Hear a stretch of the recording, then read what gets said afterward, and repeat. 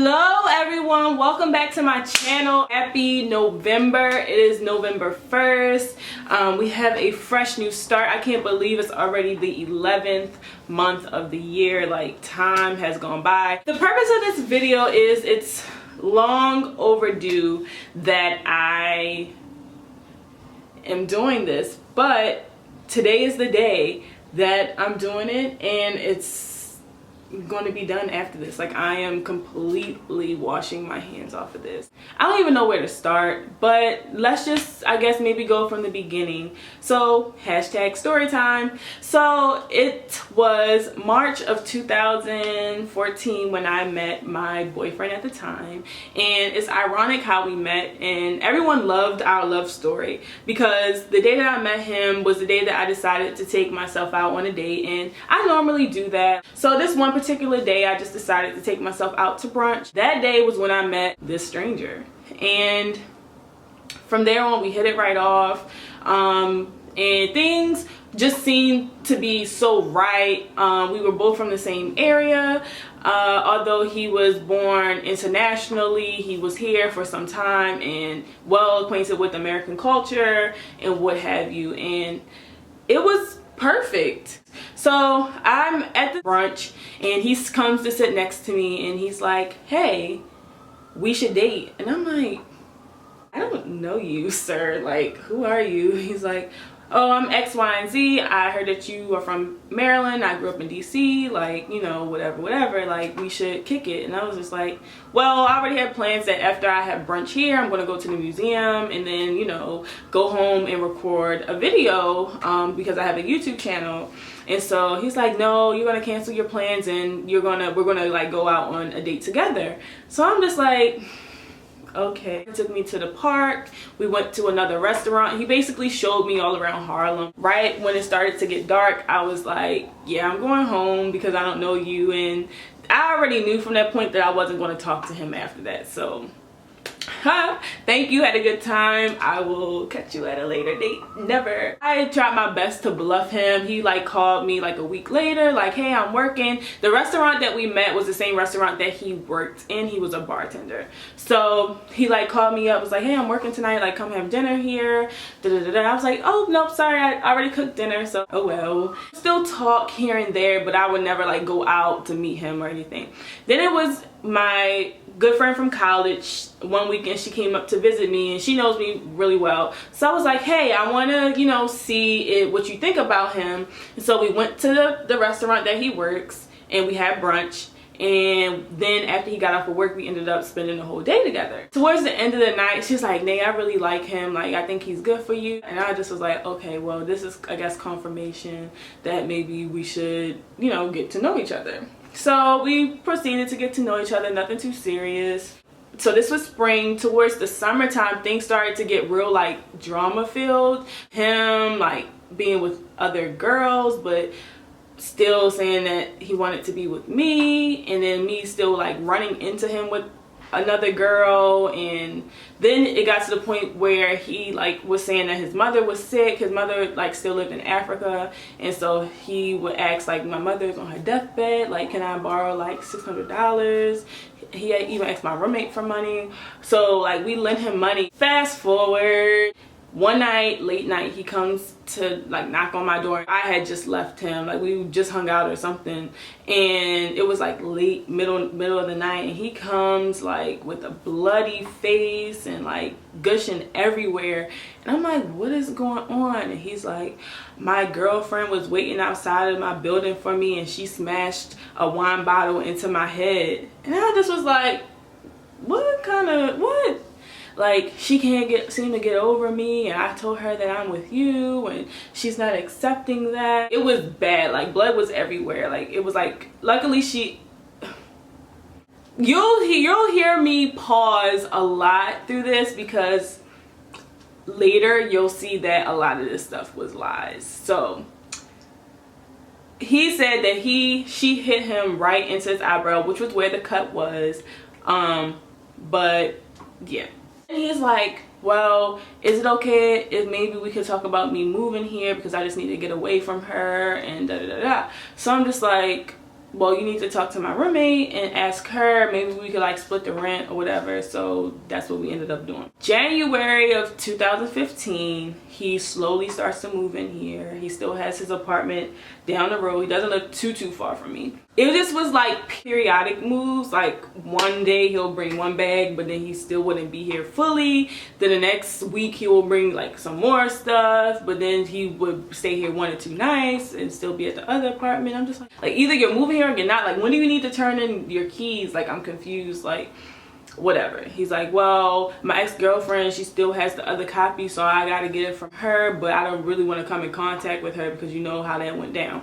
Okay, understand. Now I'll just kind of get into the relevancy of things, the most recent events, which is kind of like over the summer. So over the summer, ultimately, I found out that he still was talking to his ex and another girl at the time, and this other girl like called me up one night and was just like, hey, are you and still together? And I was like, yeah, why? And she's like, well, you might want to come and get him out my bed. And I'm like, what? This is after he's told me that he's not messing with her anymore, but obviously he was. Then there would be times where I would go home during the spring into the summertime. I would go home a lot frequently. With him, there was always drama, on top of a lot of stuff that was going on in-house, like him having, I don't want to call him an alcoholic, but it got to the point where you probably would think he was an alcoholic, but let's just say drinking problems, especially because this man is a bartender and he just loves to, you know, drink and suppress whatever demons he had at the time or has. He never put his hands on me, but people who drink just get very agitated and very irritable very fast. So there'll be times where it will either have an argument or he'll just come in here just like kirking over and like no reason whatsoever and then like pass out. Like, what? There'll be times where he'll disappear. He always disappears. I wanted to leave him because it just was so much drama left and right, and he could never pay his money for his portion of the rent. So that would leave me to pay double for, you know, my portion and whatever portion it is that he owed my roommate. And my parents really didn't know the full extent of what was going on, so I kind of had to like lie or just like not be truthful about a lot of stuff. Like, I just would either answer phone calls or I just would brush everything off because I just didn't want, it was embarrassing. Like, it just was so embarrassing to talk about. Can you just imagine all that stress and anxiety of, I'm working, I have a stable income, you don't really have much, and I'm the only one that's bringing in something? Like, that's crazy. Who has time? Like, I'm 24 years old. How bad does that look? Like, it looks so bad. I'm trying to plan out my exit, and I would always pray. It got to the point where I started praying like, all right, God, like, can you really like reveal to me who is supposed to be in my life and who's not, knowing damn well I know the answer. When God tells you to move and you don't move, he will move you, okay? My mom could even kind of sense something wasn't right, and so I was still kind of, even in her face, like try to cover stuff up like little by little, but she could sense that something wasn't right. The big eruption of it all was one day I had to go to work and we had our last like cutoff notice for like something. Allie Mae don't play. Like, she was calling me off the hook. Now my father was involved. Like, the pressure was on. Enough to get ready to go to work, and he normally doesn't work at all, but if he does work, or if he did work, it'll be like 2 or 3 times out the week. That morning he asked me like if he could hold my bank card so that he could put money on it. He said my bank card before, like to put money on it or whatever so that we can pay bills. And note, this man has never had any type of valid identification, no type of like anything in his name. Then and there I should have like knowing that that was the red flag. I said okay here because, you know, when we get back together in the evening, like, I'll just pay whatever it is that we pay on. The previous argument that happened like a week prior or a week and a half prior, he broke his phone because he didn't want me to have it. There was no way to like maintain communication throughout that whole day. I decided to like check my bank account just to see like what type of activity, if anything, had gone on. This was a payday. Do y'all know that my bank account said -$4? I'm gonna just stop right there. -$4 on a payday. I was livid. So I go and I check to see, you know, what are these transactions? Where did these transactions take place? Atlantic City, Caesar's Palace. And him and I, we have gone to Atlantic City about one or two times, I think. It's quick and easy to go from New York City. He depleted my whole account to gamble away. I called the bank, cut my card off, filed a report. Obviously, there's nothing that they can do about it because I willingly gave him my PIN number, so it falls on me. Okay, cool. Lesson learned. I try to reach out to his stepmother because I'm like, somebody got to know like how dumb this idiot is. I actually didn't talk to her until like 2 or 3 days after the fact. Talking to my sister, like, yo, I can't believe. Her response was just like, wow. Like, wow. This man did not come home until a whole 24 hours after that. Did not show his face. Again, I cannot call him. I cannot try to reach out to him. I cannot. No, I for real have to wait until he shows face for me to go off. Okay. The next day, I'm coming home from work. My roommate texts me and she's like, blank is here. And I'm like, okay. So I tell my supervisor, she knows what's going on and she's ride or die. So she's like, all right, well, we're not leaving until you give me the okay. I'm going to wait outside until, you know, you give me the okay to move. So I was like, all right. So I called my parents, like, he's outside. I mean, he's there at the apartment. So they kind of give me a pep talk, like, okay, just make sure you don't go in there, like, ready to fight. Like, you got to go in there, like, calm, because you don't know what he's capable of doing. The only way that he could maintain communication with me is through my iPad. So because he, you know, had an Apple phone, he could use Apple ID. So when he came in here, he logged on and texted me, was like, hey, we need to talk. I just got out of jail. I walk in the door and my father's on the phone because he's like, I want to talk to him. And I see he then took a shower. He's in the room getting dressed. Like, I hand the phone over to him. My dad talks to him. I don't even know what he talks about. He hands the phone back to me and my father's like, okay, he said that he doesn't know anything about what's going on, but keep me posted, let me know. Now he's like, what's going on? Why's your father asking me about this account? I was locked up in jail. I had nothing but bologna sandwiches. I've had the same clothes on for 24 hours and you're asking me about your account? Yeah, because you were the only person that had my card and you're the only person that goes to Atlantic City. Like, are we really about to play this game? I was like, well, $200 was taken from the deli that's right here on the corner. Like, well, yeah, I admit I took that because I was going down, after I left you, I was going to go down to my school and I was going to email my soccer people to see if I could meet up with them about getting my check that they owe me, and then I was going to put the money back into your account. You asked me for the card so that you could put money on it, not to take anything out. That money does not belong to you. He's like, well, on my way down there, because I had on this red flannel, these 3 boys, there was 2 Latinos and 1 black boy came up to me and was like, you banging? He's like, they took me and they booked me, and because the ID wasn't mine, I told them that's not me, that's not me. They said, okay, well, we're going to book you anyway and we're going to run your real information through the embassy to see if you are who you say that you are. Booking officer, which is on the bottom of the ticket, never came back. He left me there all day, so of course I couldn't you know, do anything. And because I didn't have your number on me, which since he broke his phone, he's had like written numbers down, I couldn't call you and, you know, tell you what was going on. I'm just like, okay, but my money is still gone. So I'm like, so where, at what point did my money go missing? I don't know, Janae. Probably while we was on the brawl, the car dropped and somebody picked it up and went to Atlantic City. I'm looking at the slip. And so he said that this whole altercation happened on Canal Street. So if you know New York City, Canal Street is in Lower Manhattan. The occurrence location that was written on the ticket says 42nd Street and 8th Avenue, which is in Midtown. Now, Midtown is before Canal Street, okay? So this is Midtown and this is Canal Street. If you're riding downtown, this is Harlem, this is Midtown, and this is Canal Street. So you have to go like this.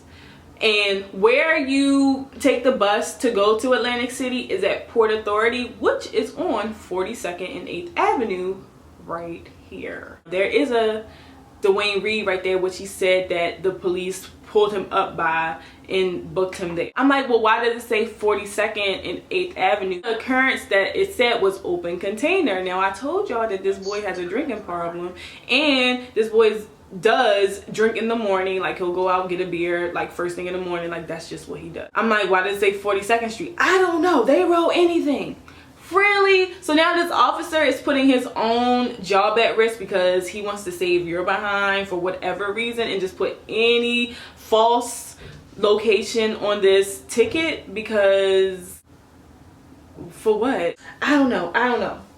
So my boss is texting me like, is everything okay? Da, da, da. I'm like, yes, everything's okay. We're talking calmly, nothing like too, bad. So she's like, okay, well, I'm gonna leave at 9 o'clock. By this time it's like 5 minutes till. It just did not make any sense to me, and my boss just knows everything. So after, I think she calls me, or my sister called me, so I answered the phone, and then that's when the conversation stopped. Hey, answered the phone, and I just like left the apartment and I went downstairs, took the keys. Note that he never had a copy of the key. We always like shared the same key.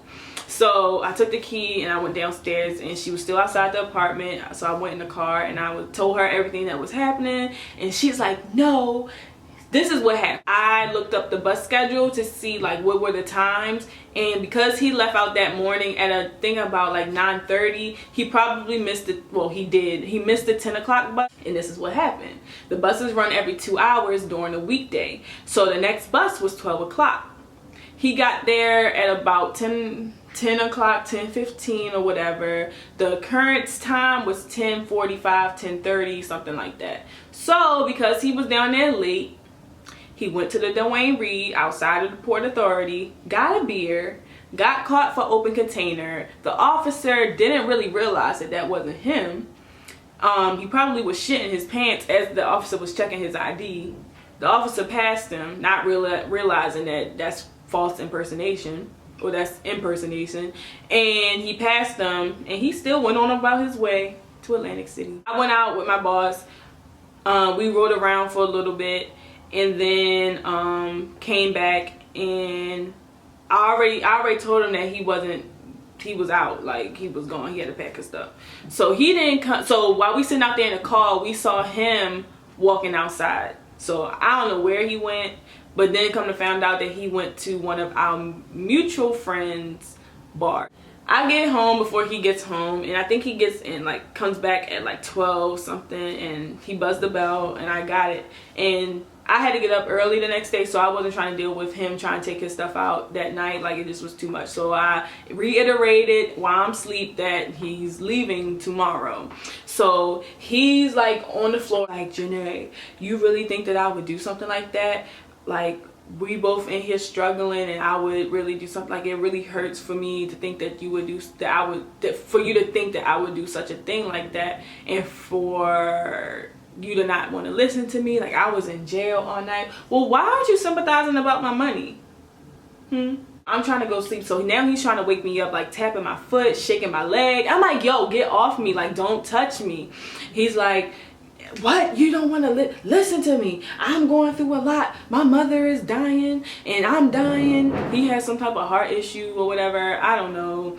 And he's like, this is just crazy. This is crazy. I'm just like, I just really don't care. Like, I don't care about, because you're just a liar. Like, you lie about so much. Then he had the nerve to say that, you know what? You just think you're better than me. What? So the next day I'm getting ready for work, and he's like, now he's feeling all sympathetic, like, oh, I'm calling around to see if I can get this money to help you out. Everything's gonna be fixed when you come home. I'm just like, but you're not gonna be here when I get home, so your job is to be gone when I get home. Like, that's all I care about, is for you to be gone. Like, I'm in the back getting dressed or whatever, and I just so happened to look down in his pants pocket, and I knew what his ex's number looks like. And in my mind, I'm just like, I know he didn't go by himself. Maybe he went with her, so maybe I could reach out. But it was to the point where I just didn't really care to go that far, because he doesn't mean anything to me at this point. Like, you really like screwed me over. He comes back in the room, and casually I just was like, is this blank's number? And he's like, yeah, it's an old piece of paper though. No, this is not old. This is freshly written, and it's a female's handwriting. He's still trying to talk to me. Janae, listen. Look, listen here. What you got to say that's coming out your mouth doesn't mean anything to me right now or ever. I don't care what's coming out your mouth. I do not care. You are leaving, and that's that. So stop talking, because everything that comes out your mouth is a lie, and just go. Thank you. He had nothing to say. That was the first time I could ever get him to shut up. ever get him to shut up. I proceed to leave. I walk to work, so not even like 3 blocks on my way to work, he texts me from the iPad, and he's just like, I know that we're going through a lot right now. I'm trying to work on this money as we speak, but she doesn't mean anything to me. She's irrelevant, blah, blah, blah.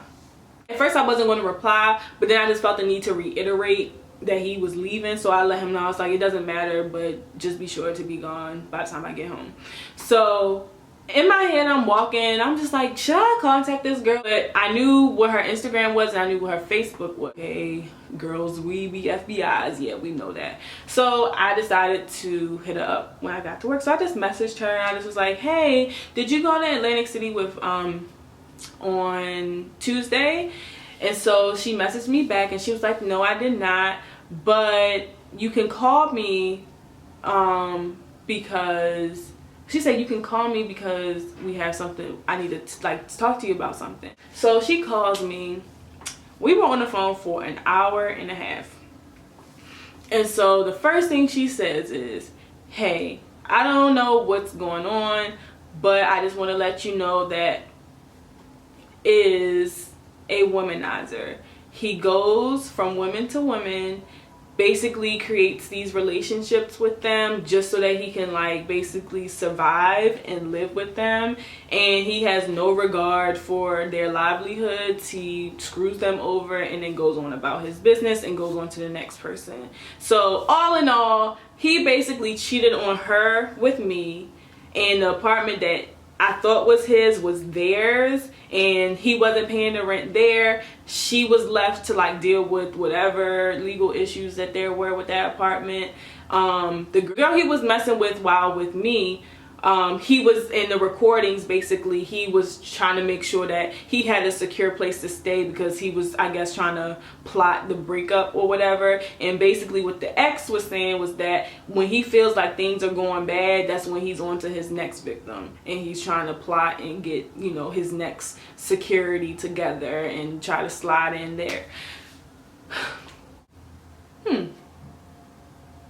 Okay. Yeah, I knew this. She then proceeded to say, he uses his mother as a pawn. He uses his health as a pawn. He doesn't ever have anything in his name, not once. And they were together for 3 years or 2 years or something like that. She said for as long as they were together, she has never seen anything with his name, in his name, picture ID, in his possession. Everything is always in somebody else's name, and in their relationship she had to fork out a lot of money too to maintain, because he wasn't able to do anything. Well, he got me. So I came home that day, and his stuff was packed up. I came home to some funky old note talking about he one day he's gonna be my man, and one day he's gonna show me that like I deserve him or something. I don't know, something of that nature. I stuck that thing right up in his bag, and I wrote him a note and was like, karma is out to get you. Life is gonna catch up with you. Just be prepared. And I stuck that into his bag too. My friend was like, you should have bleached his stuff. And honestly, let me just tell y'all that I really could have gone off at any moment, any given time. Like, my sanity would have been like gone. The moment he didn't come back, I would have went out and found him. Like, it's easy to find him, but I didn't want to do that. And when he came up in my house lying, I could have fought him at that time, but I didn't do that. He didn't come back to get his stuff, so that was like a Thursday. He didn't come back to get his stuff until Sunday night. I could have bleached his stuff. I could have just thrown it out. I could have, when he finally decided to come back, could have beat him up then. But what really got me through that was me praying that I maintained my sanity. Because ultimately, even though that situation was really messing with my livelihood and me personally, like, I didn't cry about it, surprisingly, because, you know, I'm not going to put my act as a victim, because, you know, I had a part in it too. And as you know, you've heard, it's been times where I kind of let things slide, but I could have definitely done better. He had everyone fooled. He went home to meet my family. My family took him in. I met his family, but I didn't cry. I didn't act crazy because I didn't want him to have that piece of me. I didn't want him to feel like he won when he didn't. He didn't win. I dust myself off, and I just was like, okay, obviously this is a learning lesson. Honestly, I'm still dealing with the financial part of that issue.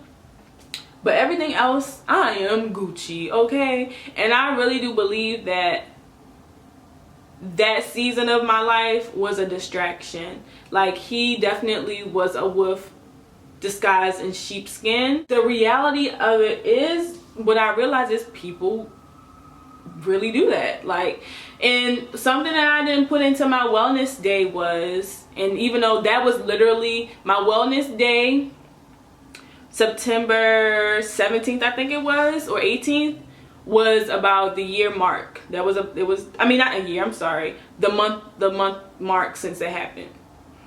And so when I said, after I got my flowers, I came home after I got my nails done, I said that I ran another errand. My other errand was I went to the precinct. I went to the precinct and I tried to file a report.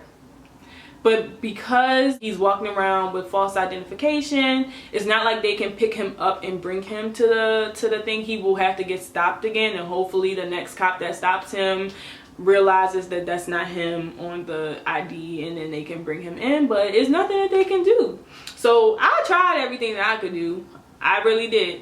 I'm thankful for his stepmother and his father, because they were able to reimburse me the money he stole from me. Not everyone is there for your best interest. Not everyone wants to see you succeed, and they will play like they do. But he was out here being a hoe for whatever reason. I don't know, but that's beyond me. And I will be damned if I am walking around here having a pity party crying over the fact that, oh, he did me wrong, da da da. That's not my problem. I'm not the one that has the issue. He's the one that has the issue. I'm good, because obviously he saw something in me that he felt like he needed to latch onto. And something that I just find so mind-blowing, out of all of us three women, and I've been in contact with all of these three women, person-to-person contact, we all, and this even came from somebody else, another one of his mutual friends, we all kind of have the same vibe.